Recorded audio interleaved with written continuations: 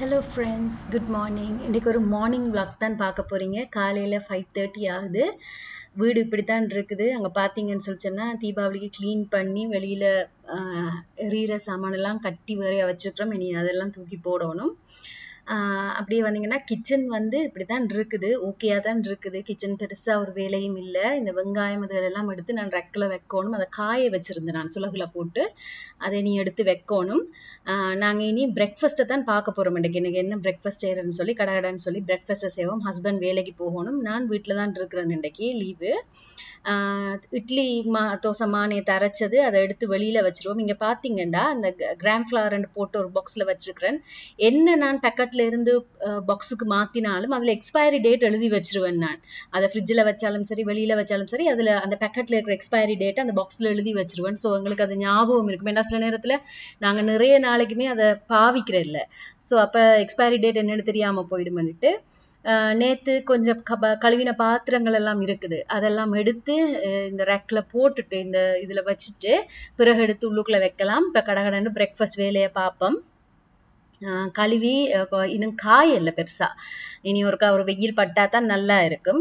அதனால எடுத்து வச்சுட்டு இப்ப நான் வந்து தோசை தான் செய்ய போறேன். தோசைக்கு வந்து தக்காளி சட்னிக்கு தக்காளி 2, ஒரு பெரிய வெங்காயம், கருவேப்பிலை, இஞ்சி, வெள்ளைப்பூடு எல்லாம் வெட்டி வச்சுக்கிறேன். இப்படி எப்பயுமே மரக்கறி வெட்டுறேன்னா அப்படி ஒரு போல் எடுத்து வச்சிடுவேன் நான் பக்கத்திலேயே. அதுக்குள்ளதான் குப்பையில போடுறது. அது ஈஸியா இருக்கும் எங்களுக்கு டிஸ்போஸ் பண்றதுக்கு. இப்ப வந்து நாங்க வந்து ஈஸியா ஒரு டக்கண்டு தக்காளி சட்னியை செய்திருவோம். இது எண்ணெயை வச்சு கடுகு சீரகம் 2ம் போட்டு தாளிச்சிருக்கிறேன். அதுக்கு பிறகு வெங்காயம், இஞ்சி, வெள்ளைப்பூடு, கருவேப்பிலை, ஒரு 2 காஞ்ச மிளகாய் இது இவ்வளத்தையும் போட்டு நல்லா வதக்கி எடுப்போம். காஞ்ச மிளகாய் உங்களோட உரைப்புக்கு ஏற்ற மாதிரி நீங்க போட்டுக்கொள்ளுங்க. என்றது வந்து சரியான உரைப்பு. அதனால நான் 2 அதுவும் அந்த சீட்ஸ் எல்லாம் நீக்கிட்டு தான் போட்டிருக்கிறேன். அது உங்களோட விருப்பத்துக்கு நீங்க போட்டுக்கொள்ளுங்க. இங்க பாருங்க கொஞ்சம் அந்த கண்ணாடி பதம் மாதிரி அது வெந்து வருகுது. அப்படி வெந்து வரையக்க நீங்க கொஞ்சம் உப்பும் போட்டுக்கொள்ளலாம். தேவையான அளவு நீங்க உப்பும் போட்டு வதக்கி விட்டுட்டீங்கன்னு சொல்லிச்சுன்னா வெங்காயம் டக்குன்னு வதங்கிடும். இப்படி ஒரு கண்ணாடி பதம் வர்ற டைம்ல வந்து நாங்க வந்து இதுக்குள்ள தக்காளியை போட்டு வதக்க போறோம். தக்காளி வந்து கொஞ்சம் நல்லா பழுத்த பழமா இருந்தா நல்லா இருக்கும். ஆனா என்கிட்ட அவ்வளவு பழுத்த பழம் இருக்கல. ஆனாலும் பரவாயில்லை. நல்லா போட்டு ஒரு கொஞ்சம் சிம்மில் வச்சு நல்லா வதக்கி விட்டோம்னு சொல்லிச்சோன்னா நல்லா கனியா வெந்துடும். நல்லா வெந்து வந்துடும் தக்காளி. அப்ப இப்படியான தக்காளி இருக்குமென்னு சொல்லிச்சுன்னா கொஞ்சமா மஞ்சள் தூளும் சேர்த்து போட்டீங்கன்னு சொல்லிச்சோன்னா டக்கண்டு வந்து அது வேகுறதுக்கு ஈஸியா இருக்கும். காலையில நாங்க அவசரமா வேலையில செய்யக்க அது வந்து ஒரு அளவான தீயில வச்சுட்டு இந்த நெருப்புல வச்சுட்டு நாங்க வந்து அடுத்தடுத்த வேலையில பார்க்கலாம். இப்போ அதுவும் வந்து வெந்து வர்றதுக்கு சரியா இருக்கும். இப்போ தக்காளி வந்து எனக்கு அந்த கலர் குறைவா தானே இருக்குது. அப்படியான நேரத்துல வந்து உங்கள்கிட்ட வந்து அந்த தக்காளி பேஸ்ட் இருக்குமென்னு சொல்லிச்சுன்னா அதுல கொஞ்சம் போட்டுக்கொள்ளுங்க. நல்ல சிவப்பு கலர்ல வரும். நான் வந்து போட இல்லை. நான் பிறகு காஷ்மீர் ரெட் சில்லி போடுறேன். நீங்க வந்து காஃபிக்கு வந்து பால் வந்து காய வச்சுட்டோம். நாங்க இப்படி போடுறல பால் மாத்தான் யூஸ் பண்றது. ஆனா இது வந்து பாயாசத்துக்கு பால் வாங்கினா மிச்சம் இருந்துச்சு. ஸோ அப்ப அதை பழுதாக கூடாதுன்றதுக்காக கொஞ்சமா தண்ணி விட்டு ஒரு 1/2 கிளாஸ் தண்ணி விட்டு அதை கொதிக்க விட்டுருக்கிறேன். காஃபியை போடுவோம்ட்டு நான் வந்து இந்த கலர் வாரத்துக்காக லைட்டா காஷ்மீர் ரெட் சில்லி பவுடர் போட்டுட்டு அந்த ரெட் சில்லி பவுடர் போடுறபடியா லைட்டா தண்ணியும் விட்டு இதை கொஞ்சம் வதக்கி எடுப்போம். இல்லாட்டிக்கு அப்படியே விட்டீங்கன்னா அந்த ஒரு மாதிரி கருகின மனம் மாதிரி வந்துடும். நல்லா வதக்கி இது வந்து தக்காளியும் வெங்காயமும் எல்லாம் நல்லா வதங்கிடணும். வதங்கினோடனே கொஞ்சம் மூடியை போட்டு கொஞ்ச நேரம் மூட வச்சுட்டு வதங்க விட்டீங்கன்னா அந்த தண்ணி எல்லாம் சொட்டி நல்லா வதங்கி வந்துடும் சுருளை. அப்போ எங்களுக்கு வந்து ஆற விட்டு அரைக்கிறதுக்கு சரியா இருக்கும். இங்கால பால் வந்து நைஸா கொதிச்சு கொண்டு இருக்குது.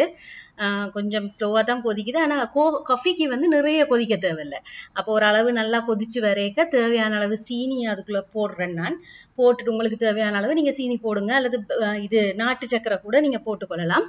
போட்டுட்டு அதுக்கு பிறகு வந்து காஃபி பவுடர் உங்களுக்கு விருப்பமான மாதிரி என்ன யூஸ் பண்றீங்களோ நீங்க அந்த காஃபி பவுடரையும் போட்டுட்டு நார்மலா எல்லாரும் செய்யற மாதிரி தான் காஃபி. நாங்க தான் இது செய்யற இல்லை. இந்தியன்ஸ் வந்து நிறைய பேர் எல்லாருமே ஆல்மோஸ்ட் எல்லாருமே வந்து பால்ல தானே யூஸ் பண்றது. இந்த ஃப்ரெஷ் மில்க் வாங்கி நாங்க வந்து பால்மா ஆங்கர் பால்மா அல்லது ஏதாவது ஒரு பால்மா தான் யூஸ் பண்றது. நான் இங்கேயும் வந்து இங்கத்த பிராண்ட் ஒன்று தான் நான் யூஸ் பண்றேன். நல்லா தான் இருக்குது. ஸோ இப்போ காஃபி வந்து எங்களுக்கு ரெடி ஆகிட்டு இருக்கு. ஒரு கொதி வந்தோன்னே நாங்கள் வந்து காஃபியை ஆஃப் பண்ணிடலாம். காஃபி வந்து கூட கொதிக்க தேவையில்லை.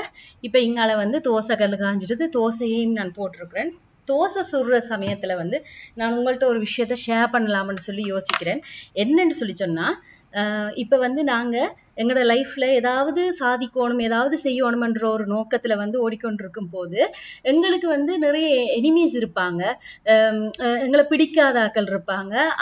அதாவது வந்து நாங்க செய்யற விஷயங்கள் பிடிக்காத ஆக்கள், எங்களை பிடிக்காத ஆக்கள், சும்மாவே எங்களை பிடிக்காத ஆக்கள் கூட இருப்பாங்க.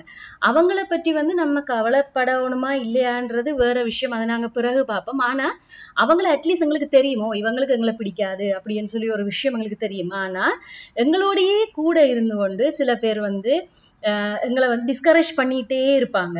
இல்ல நீ இதை செய்யாத, உனக்கு இது சரி வராது, இதுல வந்து ரிஸ்க் இருக்குது. அவங்களோட இன்டென்ஷன் வந்து மேபி ஓகேயா இருக்கலாம். ஆனா வந்து அதை எப்படி சரி பண்ணலாம்னு யோசிக்காம எங்களுக்கு வந்து நெகட்டிவான விஷயங்களையே சொல்லி கொண்டிருப்பாங்க.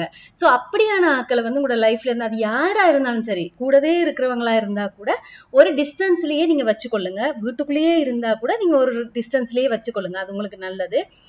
தோசை சுடுற சமயத்துல இங்க வந்து ஹஸ்பண்ட் வந்து அரைச்சு வச்சிருந்த, அதாவது செய்து வச்சிருந்த தக்காளி சட்னியை போட்டு அரைச்சு எடுத்துட்டார். ஸோ அதுவும் ரெடி ஆயிட்டு எங்களோட பிரேக்ஃபாஸ்ட் வந்து ரெடி ஆயிடுது. பாருங்க, காஃபி, தோசை, சட்னி, இதான் எங்களோட பிரேக்ஃபாஸ்ட் இன்றைக்கு. இனி ஹஸ்பண்ட் ஆஃபீஸுக்கு போக போறார். இனி அதில் எழும்புறதுக்கு மேல் நான் கொஞ்சம் வீட்டு வேலை செய்ய போறேன். ஓகே ஃப்ரெண்ட்ஸ், இனி அடுத்த இன்னொரு வீடியோவில் மீட் பண்ணலாம். நான் இன்னைக்கு சொன்ன விஷயத்த கொஞ்சம் யோசிச்சு பாருங்க. அப்படியே நாட்கள் உங்களோட லைஃப்ல இருந்தாங்கன்னு சொல்லி சொன்னா அவங்கள கொஞ்சம் விலக்கி வைக்கிறது தான் உங்களுக்கு நல்லது. அதே மாதிரி நீங்களும் வேற யாருக்காவது இப்படி நெகட்டிவான விஷயங்களை சொல்லிட்டு இருந்தீங்கன்னா, உங்களோட இன்டென்ஷன்ஸ் சரியா இருக்கலாம், நெகட்டிவான விஷயங்களை சொல்லிட்டு இருந்தீங்கன்னா தயவு செய்து நீங்களும் வந்து அதை குறைச்சு கொள்ளுங்க. அதோட வந்து அவங்களுக்கு எவ்வளவு சப்போர்ட்டிவா இருக்கலாம்ன்றத பத்தி மட்டும் நாங்க யோசிக்கலாம். உங்களுக்கு பிடிச்சிருந்தா நான் சொன்ன விஷயம் ட்ரை பண்ணி பாருங்க. நீங்களும் ஹாப்பியா இருப்பீங்க, மற்றவங்களும் உங்களை சுத்தி ஹாப்பியா இருப்பாங்க. பாய். இன்னொரு வீடியோவில் மீட் பண்ணலாம்.